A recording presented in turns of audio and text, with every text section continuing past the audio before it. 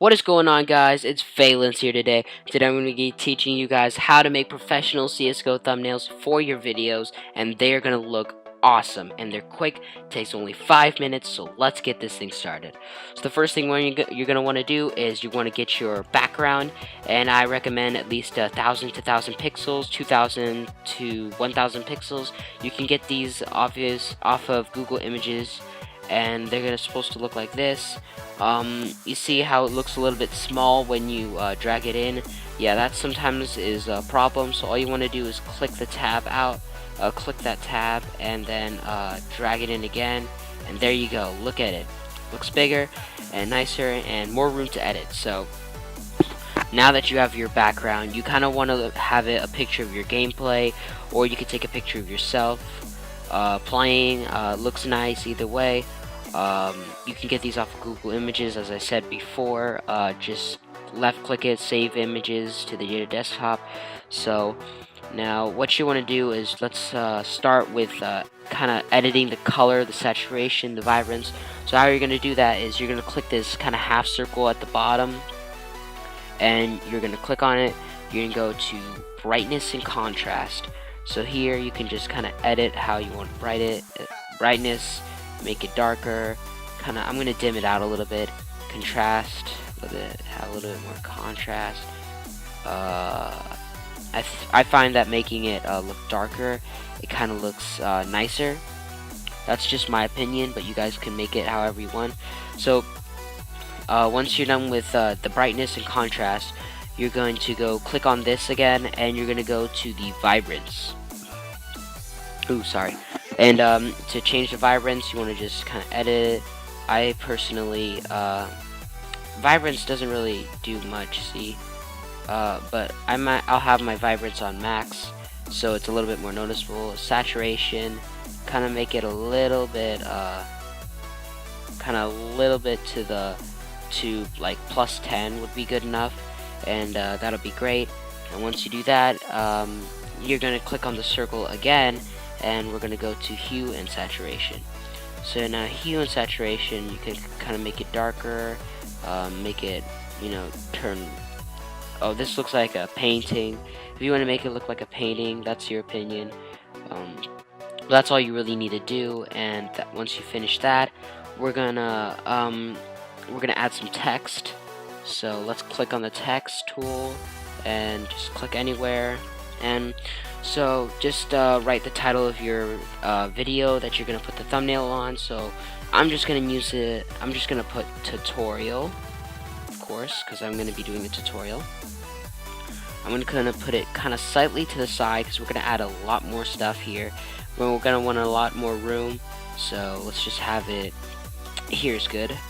And let's so it kind of looks kind of plain, the text, I think. So I want to add some kind of bold look. So what you're going to do is you don't want to click on the text, because if you click on the text, it's just going to rename it.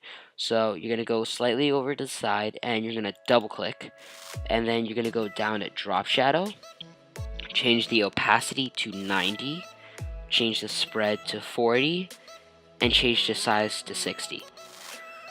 So now you have a little bit of bold look. It looks great, pops out, but the background, it doesn't look as nice as it could be. So we're gonna go to the background. We're just gonna click on it once.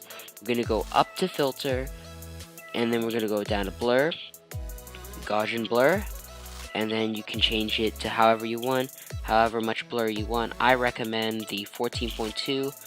because it's not too much blur, so that you could still see the background, but it's enough so that the text pops out a little bit more. So now that you have your background and your text covered, you're going to want to add a little bit of decorating. Make it fill up the thumbnail a little bit more. So we're going to go, you can go to Google Images, look up some images from CSGO with transparent backgrounds. Make sure you have that. That's very important.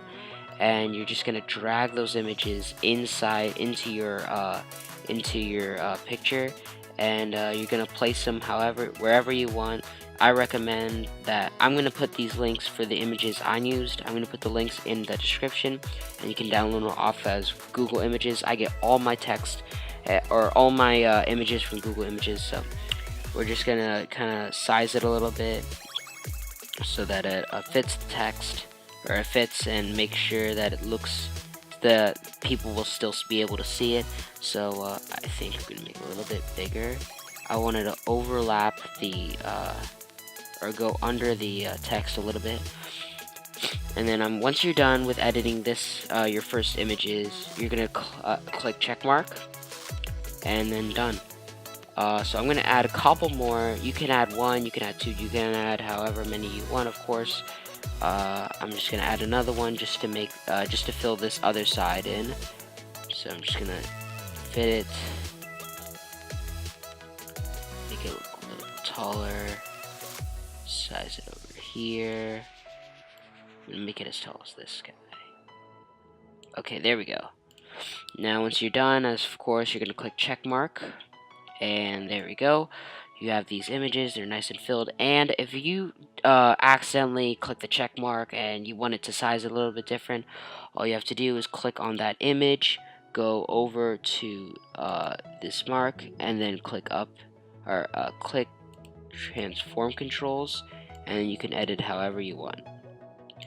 Once you're done with that, click the once you're done with that, you always have to click the check mark up here, and then when you don't want to edit anymore, just unclick the show transform mark, and you're done.